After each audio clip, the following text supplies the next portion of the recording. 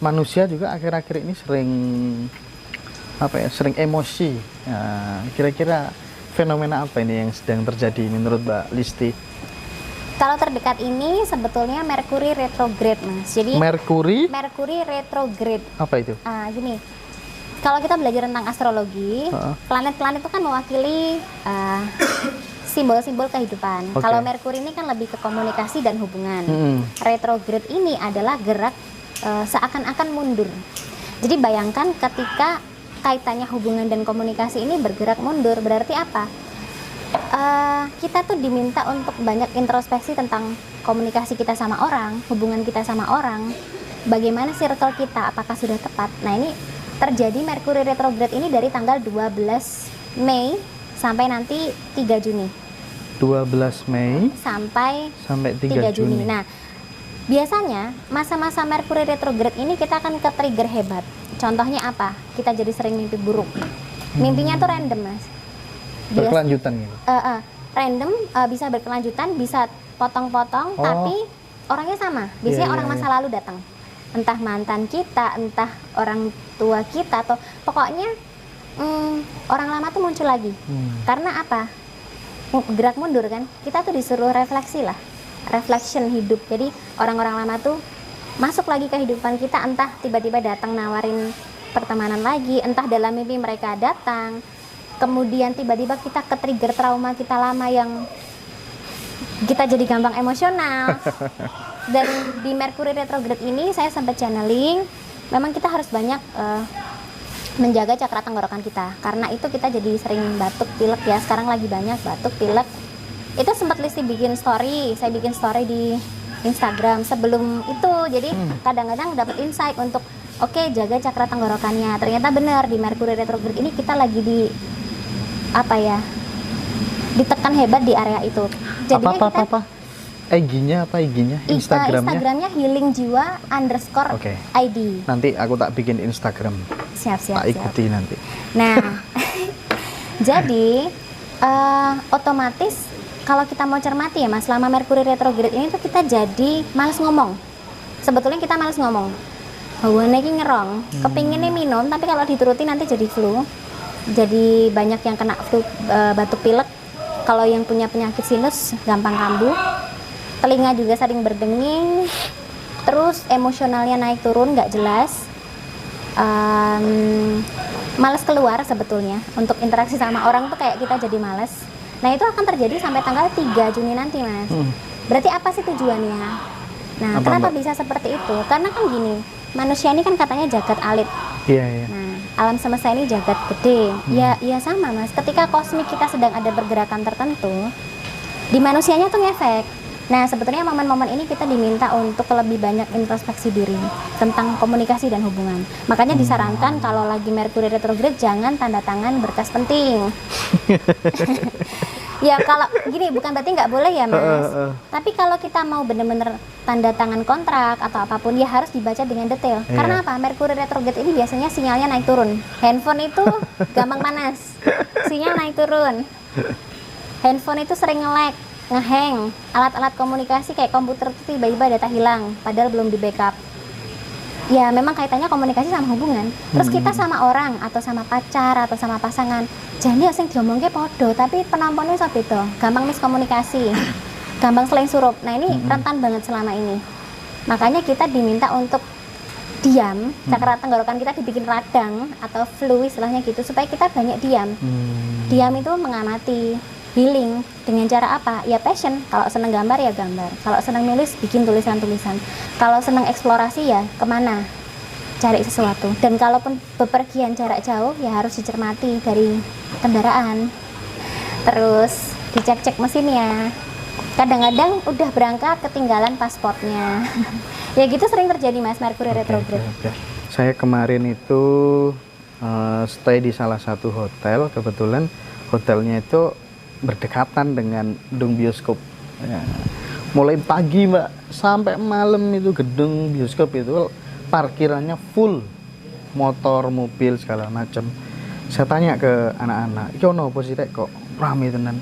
KKN Desa Penari, Mas. Oh alah, KKN Desa Penari yang dulu rame dibicarakan dan filmnya baru bisa ditonton sekarang gara-gara pandemi mungkin ya. Nah, saya ingin tahu sih sebenarnya bocori deh Mbak terkait dengan KKN Desa Penari itu sebenarnya peristiwa yang apa sih Mbak? Fenomena apa yang terjadi di situ? Kalau yang saya tangkap ya Mas, itu lebih ke anak-anak muda yang sedang melakukan KKN di sebuah desa yang mungkin karena mereka kurang memperhatikan adab dan manner ya. Nah, itu lokasinya kalau nggak salah di Banyuwangi ya? Iya, katanya sih gitu Mas, tapi ada spekulasi-spekulasi yang muncul. Okay. Poinnya lebih ke situ sih Mas, akhirnya kurang adab, pacaran.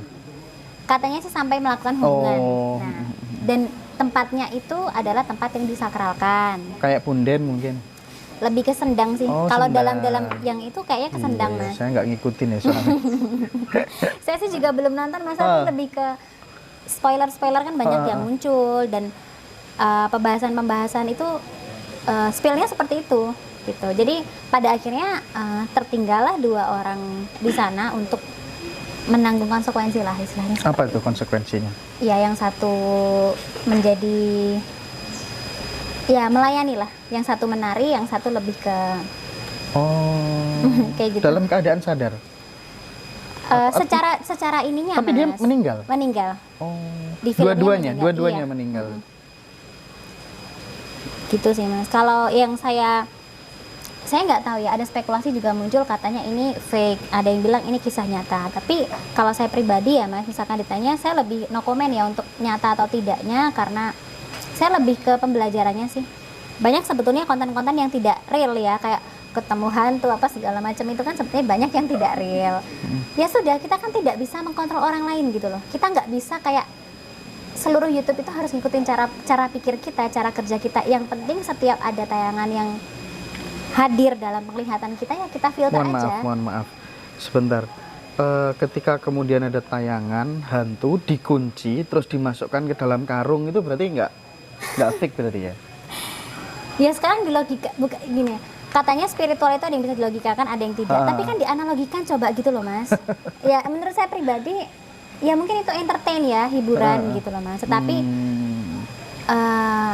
balik lagi, karena kita tidak bisa mengontrol banyak hal yang ada di sekitar kita, ya kita yang mengontrol mata kita. Kalau memang kita tidak setuju ya nggak usah dilihat. Kalau kita tentang KKN itu lebih ke pembelajaran moralnya berarti. Apa itu pembelajarannya?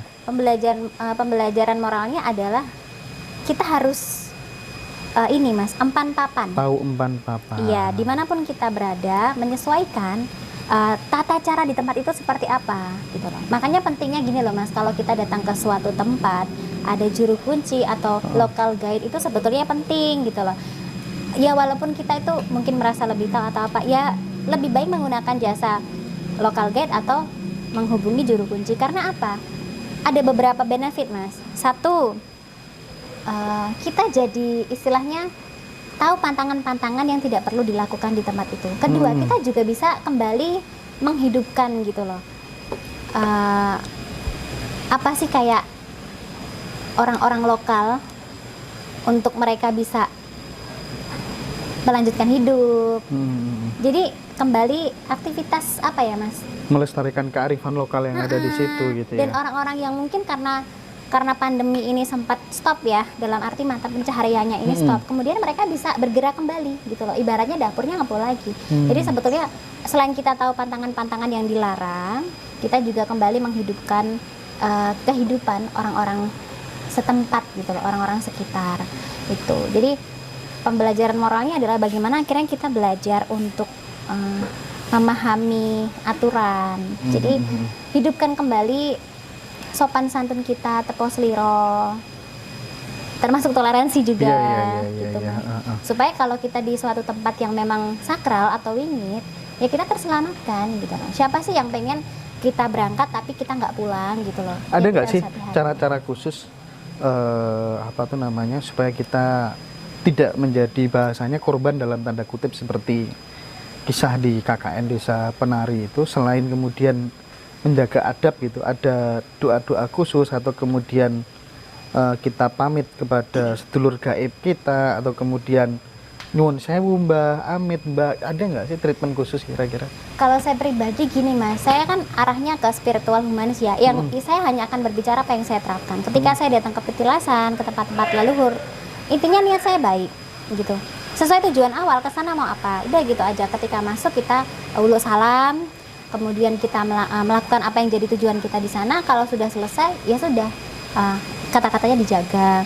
Dan yang penting selalu minta petunjuk atau penjagaan ya dari Sang Pencipta dalam bentuk spirit guide. Ada yang percaya lebih ke malaikat, itu archangel. Ada yang lebih percaya ke ancient atau para leluhur, ya itu tergantung mereka. Ya, tergantung belief sistemnya. Belief sistemnya. Kadang orang berpikir yuk kita minta sama Tuhan. Loh iya, kita tapi kan balik lagi, karena saya mengatakan di awal bahwa Tuhan itu kesadaran dan tidak mungkin Tuhan langsung datang menolong kita. Pasti ada perpanjangan tangannya kan. Kalau kita ke tempat-tempat sakral kan yang lebih berinteraksi sama kita nanti astral ya. Ya kan kita terhubungnya untuk menjaga kita ya yang astral juga kan. Gitu loh. Lebih ke spirit guide, spirit guard, kemudian apa namanya? Leluhur ya gitu-gitu, Mas. Nah, kalau kita misalkan dalam kehidupan manusia punya problem ya kita minta tolongnya sama manusia, entah itu konselor, entah itu pengacara, entah itu ya, kan harus sesuai konsep gitu loh. Bukan berarti kita musyrik dan kita tidak meminta pertolongan Tuhan, enggak. Kita masih percaya gitu loh. Berarti gini Mbak, berarti dikasih judul KKN di Desa Penari itu bukan desanya itu Desa Penari bukan ya? Kurang tahu Mas kalau itu.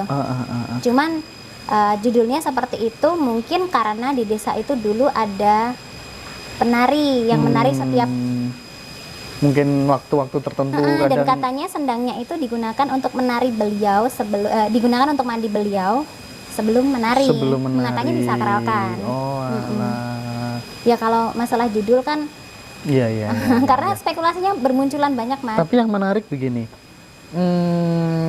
remaja Indonesia, pemuda-pemudi Indonesia itu terhadap film horor itu luar biasa ketertarikannya.